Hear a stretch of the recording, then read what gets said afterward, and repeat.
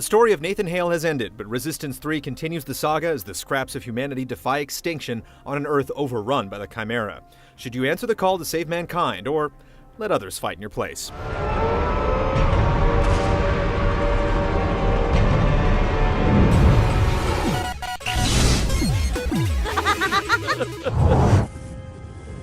Four years after the end of Resistance 2, the human race has been defeated in war, but yet clings to survival as a new vaccine prevents the Chimeran virus from converting the remaining population.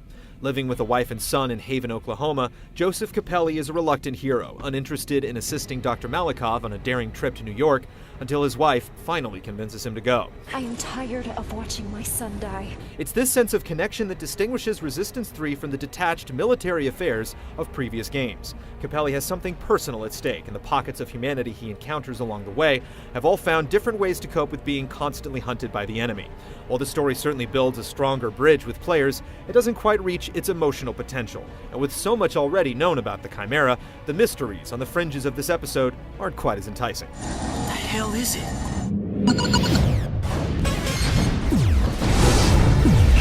Look, Joseph. Straight ahead.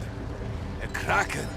Resistance 3 has a well-paced campaign that lasts roughly 8 hours, continually changing things up, whether through new weapons, enemies, or situations. In one area, you'll creep through the woods searching for cloaked snipers, and soon after, you'll be unloading shotgun rounds into a seemingly endless rush of Grims.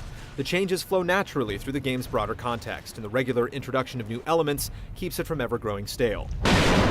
In addition to the typical extras like art and blooper reels, completing the campaign unlocks cheats to let you mess around or create more challenge in your next playthrough. You can turn on regenerating health, carry any weapon irrespective of mission restrictions, or give better weapons to your enemies, giving you a bit more replay incentive, in addition to simply raising the difficulty.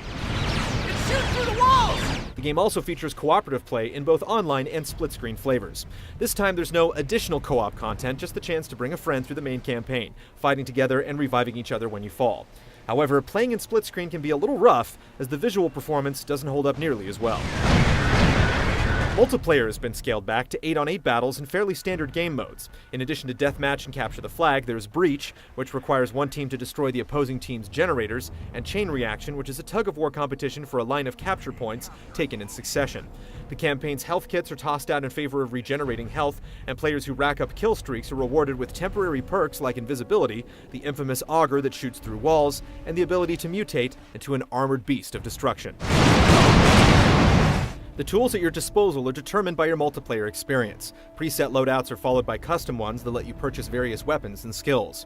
Each player has access to 2 abilities with cooldown timers, allowing you to do things like spot enemies for your team or create bubble shields. Additionally, you can equip passive attributes like the ability to carry multiple weapons, or an innate power that causes leapers to spring from your corpse when you die. Like most recent Sony games, Resistance 3 has support for 3D displays and PlayStation Move. However, while the motion controls work well when firing from the hip, looking down the sights locks your view, making it a struggle to fine-tune your aim.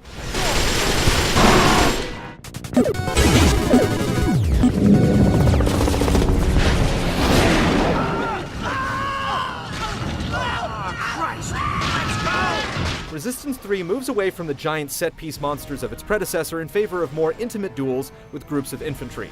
That's not to say, however, that there aren't a few bosses. Among other things, you'll face off against dropships, spider-like widowmakers, and a burrowing creature that goes by the name of Satan. The campaign also shrugs off regenerative health in favor of green health canisters. The pickups aren't scarce, but they're spread out enough to create a sense of tension and reinforce the need to play carefully. Insomniac also rightfully focuses Resistance 3 on its greatest strength as a studio, making cool guns.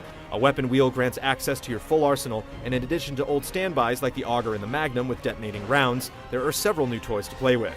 The Cryo Gun freezes enemies in place, allowing you to shatter them with a melee attack or a concussive blast from the gun's alt-fire.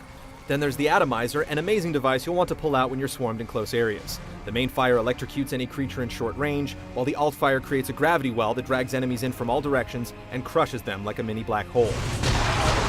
Each of your weapons can level up twice with use, which results in new bonuses for your favorite guns. Level 2 marksmen and Deadeyes get improved scopes, while a level 3 shotgun can blast out an impressive wall of fire. Several of the new enemy types complement your arsenal and bring new dimensions to firefights. The armored plates of rushing brawlers can be blown off with the Magnum sticky explosive rounds, while jumping long legs are a good excuse for using the Bullseye's homing tags. The toughest moments come as you face mixed groups with different strengths, but it does take time for the challenge to ramp up, so Resistance veterans may want to start with the hardest difficulty setting.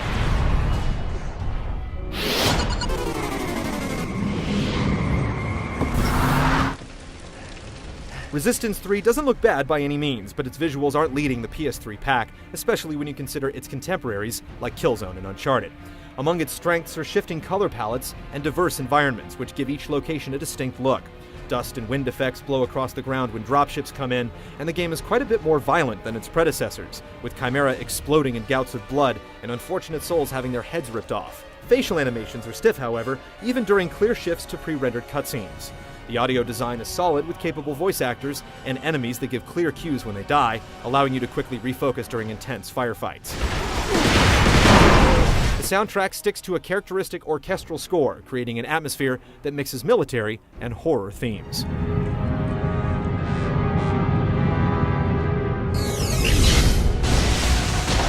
The increased emphasis on weapons is clearly the right move for Resistance 3.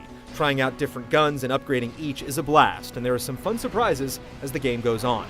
Despite some neat boosters and abilities, the multiplayer doesn't do much to stand out, but the variety and pacing of the campaign makes it the best in the series so far.